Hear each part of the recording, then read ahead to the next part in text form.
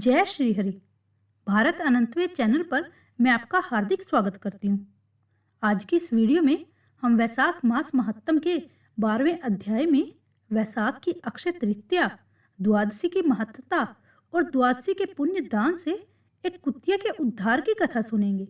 इससे पहले की वीडियो में हमने अध्याय 11 में धर्म वर्ण की संपूर्ण जानकारी प्राप्त की थी। अगर आपने अभी तक वो वीडियो नहीं देखी है तो आप हमारे चैनल पर जाकर वैशाख मास महात्म के सारे अध्याय सरलता से प्राप्त कर सकते हैं। और भविष्य में आने वाले अध्यायों के लिए हमारे चैनल को सब्सक्राइब कीजिए और बेल आइकन को प्रेस कीजिए ताकि आपको हमारी वीडियोस की जानकारी सबसे पहले प्राप्त हो। तो चलिए वैशाख मास महात्म 12वां अध्याय शुरू करते हैं। सूत जी कहते हैं, जो मनुष्य अक्षय तृतीया को सूर्योदय काल में प्रातः स्नान करते हैं और भगवान विष्णु की पूजा करके कथा सुनते हैं, वे मोक्ष के भागी होते हैं। जो उस दिन श्री मधुसूदन की प्रसन्नता के लिए दान करते हैं, उनका वह पुण्य कर्म भगवान की आज्ञा से अक्षय फल देता है। वैशाख मास की पवित्र तिथियों में शुक्ल पक्ष की द्वादशी समस्त पाप राशि का विनाश करने वाली है। शुक्ला द्वादशी को योग्य पात्र के लिए जो अन्न दिया जाता है, उसे एक एक दाने में कोटि कोटि ब्राह्मण भोजन का पुण्य होता है। शुक्ल पक्ष की एकादशी तिथि में जो भगवान विष्णु की प्रसन्नता के लिए जागरण करता है, वह जीवन मुक्त होता है। जो वैशाख की द्वादशी तिथि को तुलसी के कोमल दलों से भगवान विष्णु की पूजा करता है, वह समूचे कुल का उद्धार करके वैकुंठ लोक का अधिपति प्राप्त करता है।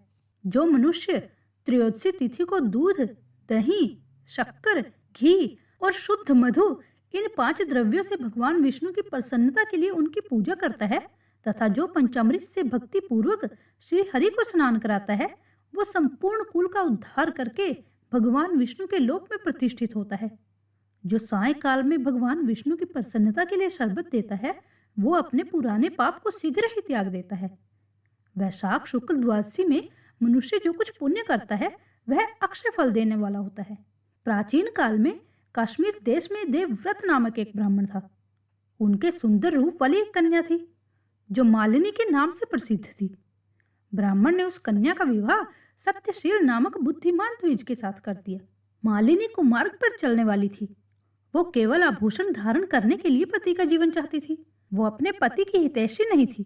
उसके घर में कामकाज करने के बहाने उपपति रहा करता था। सभी जाति के मनुष्य जार के रूप में उसके यहाँ ठहरते थे। वो कभी पति की आज्ञा का पालन करने पर तत्पर नहीं हुई। इसी दोष से उसके सब अंगों में कीड़े पड़ गए, जो काल, अनंतक और यम की भांति उसकी हड्डियों में भी छेद कर डालते थे। उन कीड़ों से उसकी नाक, जिह्वा और कानों का उच्छेद हो गया। सतन तथा उंगलियां गल गई। उसमें पंगुता भी आ गई। इन सब क्लेशों से मृत्यु को प्राप्त होकर वो नरक की यातनाएं भोगने लगी। 1,50,000 वर्षों तक वह तांबे के भांड में रखकर जलाई गई। 100 बार उसे कुत्ते की योनि में जन्म लेना पड़ा। तत्पश्चात सोवियत देश में पग्यबंधु नामक ब्राह्मण के घर में वह अनेकों दुखों से घिरी हुई कुतिया हुई। उस समय भी उसके कान, नाक, पूंछ और पैर कटे हुए थे। उसके सिर में कीड़े पड़ गए थे। हे राजन, इस प्रकार 30 वर्ष बीत गए। एक दिन वैशाख के शुक्ल पक्ष की द्वादशी तिथि को पग्यबंधु का पुत्र नदी में स्नान करके पवित्र हो भीगे वस्त्र से घर आया। उसने तुलसी की वेदी के पास जाकर अपने पैर धोए। दैव योग से वह कुतिया वेदी के नीचे सोई हुई थी। सूर्योदय से पहले का समय था। ब्राह्मण कुमार के चरणोदक से वह नहा गई और तत्काल उसके सारे पाप नष्ट हो गए। फिर तो उसी क्षण उसे अपने पूर्व जन्म का स्मरण हो आया। पहले के कर्मों को याद आने पर वह कुतिया तपस्वी के पास जाकर दीनता पूर्वक पुकारने लगी, हे मुने, आप हमारी रक्षा करें। उसने पग्यबंधु मुनि के पुत्र से अपने पूर्व जन्म के दुराचार पूर्ण वृत्तांत को सुनाया और यह भी कहा कि हे ब्रह्मान, जो कोई भी दूसरी युवती पति के ऊपर वशीकरण का प्रयोग करती है, वह दुराचारिणी मेरी ही तरह तांबे के पात्र में पकाई जाती है। पति स्वामी है, पति गुरु है और पति उत्तम देवता है। साध्वी स्त्री उस पति का अपराध करके कैसे सुख पा सकती है? पति का अपराध करने वाली स्त्री सैकड़ों बार पशु पक्षियों की योनि में और अरबों बार कीड़े की योनि में जन्म लेती है। इसीलिए स्त्रियों को सदैव अपने पति की आज्ञा का पालन करना चाहिए। हे ब्रह्मान, आज मैं आपकी दृष्टि के सम्मुख आई हूँ। यदि आप मेरा उद्धार नहीं करेंगे तो मुझे पुनः इसी यातना पूर्ण घृणित योनि के दर्शन करने पड़ेंगे। अतः विपर्व मुझ पाप चारिणी को वैशाख शुक्ल पक्ष में अपना पुण्य प्रदान करके उबार लीजिए। आपने जो पुण्य की वृद्धि करने वाली द्वादशी की है, उसमें स्नान, दान और अन्न भोजन कराने से जो पुण्य हुआ है, उससे मुझ दुराचारणी का भी उद्धार हो जाएगा। महाभाग, दीन वत्सल, मुझ दुखिया के प्रति दया कीजिए। आपके स्वामी जगदीश्वर जनार्दन दीनों के रक्षक हैं। उनके भक्त भी उन्हीं के समान होते हैं। दीन वत्सल, मैं आपके दरवाजे पर रहने वाली कुतिया हूँ। मुझ दीन के प्रति दया कीजिए, मेरा उद्धार कीजिए। मैं आपको नमस्कार करती हूँ। कुतिया के ये वचन सुनकर मुनि के पुत्र ने कहा, सब प्राणी अपने किए हुए कर्मों के ही सुख और दुख के रूप में फल भोगते हैं। जैसे सांप को दिया हुआ शक्कर मिश्रित दूध केवल विष की वृद्धि करता है, उसी प्रकार पापी को दिया हुआ पुण्य उसके पाप में सहायक होता है। मुनि कुमार के ऐसे कहने पर कुतिया दुख में डूब गई और उसके पिता के पास जाकर आर्त स्वर से क्रंदित करती हुई बोली कि हे बाबा, मैं तुम्हारे दरवाजे पर रहती हूँ। मैंने सदा तुम्हारी झूठन खाई है। मेरी रक्षा करो और मुझे बचा लो। गृहस्थ महात्मा के घर पर जो पालतू जीव रहते हैं, उनका उद्धार करना चाहिए। ये वेद वेत्ताओं का मत है। चंडाल, कौवे, कुत्ते ये प्रतिदिन गृहस्थों के दिए हुए टुकड़े खाते हैं, अतः उनकी दया के पात्र हैं। जो अपने ही पाले हुए रोगादि से ग्रस्त एवं असमर्थ प्राणी का उद्धार नहीं करता, वह नरक में पड़ता है।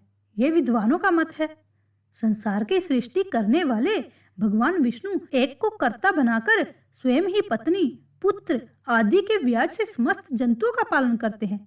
अतः अपने पोष्य वर्ग की रक्षा करनी चाहिए। ये भगवान की आज्ञा है।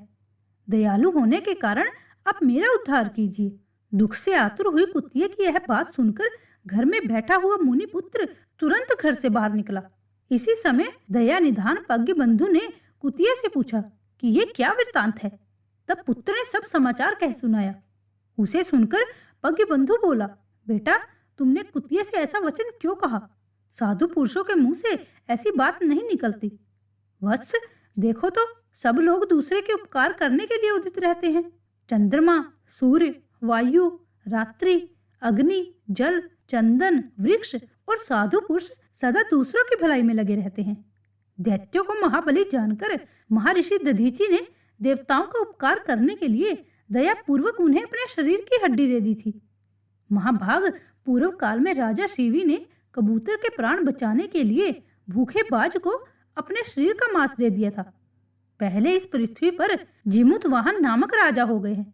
उन्होंने एक सर्प का प्राण बचाने के लिए महात्मा गरुड़ को अपना जीवन समर्पित कर दिया था। इसलिए विद्वान ब्राह्मण को दयालु होना चाहिए। क्या इंद्रदेव शुद्ध स्थान में ही वर्षा करते हैं? अशुद्ध स्थान में जल नहीं बरसाते? क्या चंद्रमा चंडालों के घर में प्रकाश नहीं करते? अतः बार बार प्रार्थना करने वाली इस कुतिया का मैं अपने पुण्य से उद्धार करूंगा। इस प्रकार पुत्र की मान्यता का निराकरण करके परम बुद्धिमान पज्ञबंधु ने संकल्प किया कि कुतिया, ले, मैंने द्वादशी का महापुण्य तुझे दे दिया। ब्राह्मण के इतना कहते ही कुतिया ने सहसा अपने प्राचीन शरीर का त्याग कर दिया और दिव्य देह धारण करके दिव्य वस्त्र आभूषणों से विभूषित हो दसों दिशाओं को प्रकाशित करती हुई ब्राह्मण की आज्ञा ले स्वर्ग लोक को चली गई। वहां महान सुखों का उपभोग करके इस पृथ्वी पर भगवान नर नारायण के अंश से उर्वशी नाम से प्रकट हुई। वैशाख मास 12वां अध्याय समाप्त। जय जय श्री हरि। अब सुनिए वैशाख मास में कही और सुनी जाने वाली उत्तम कथा। किसी गांव में एक सेठ सेठानी रहा करते थे। सेठ गणेश भगवान का बहुत बड़ा भक्त था और सदा उनकी पूजा पाठ करता रहता था। वह कोई भी काम करने से पहले गणेश भगवान को याद करना कभी नहीं भूलता था।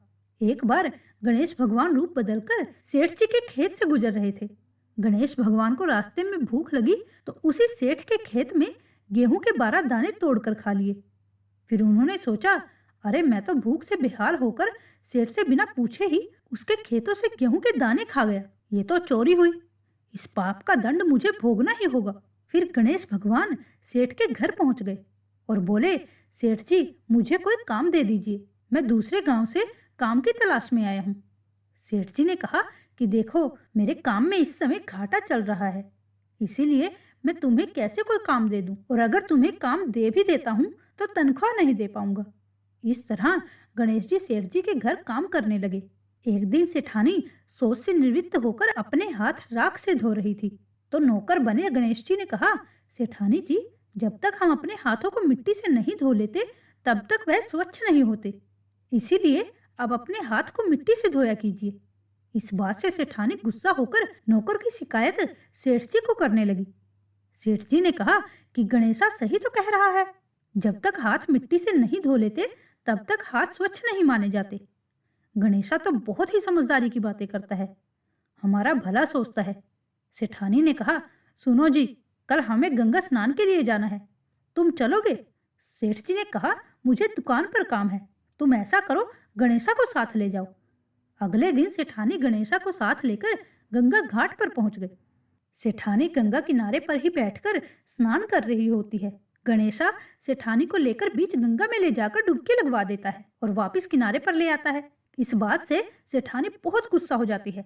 सेठानी घर आकर ये बात सेठ जी को बता देती है।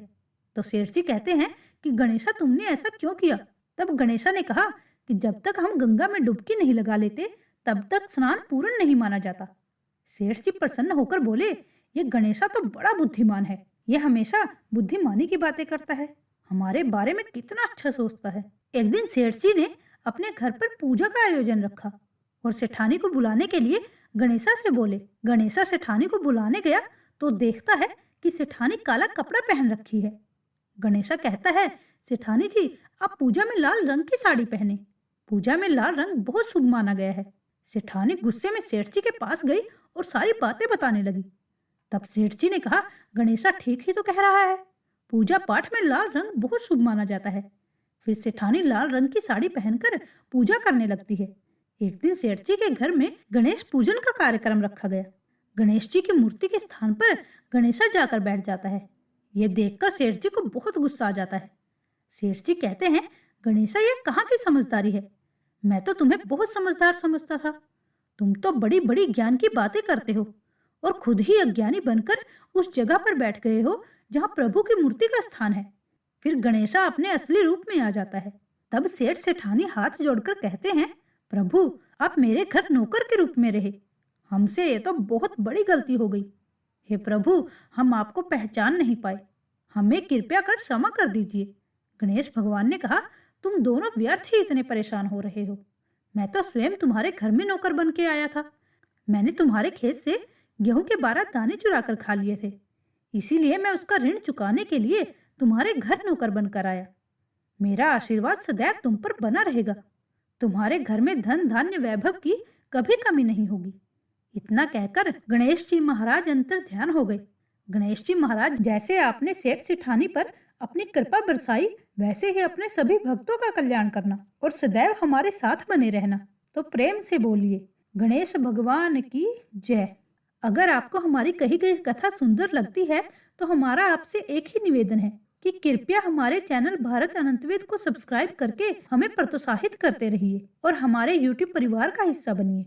जय श्री हरि। गणेश भगवान की जय।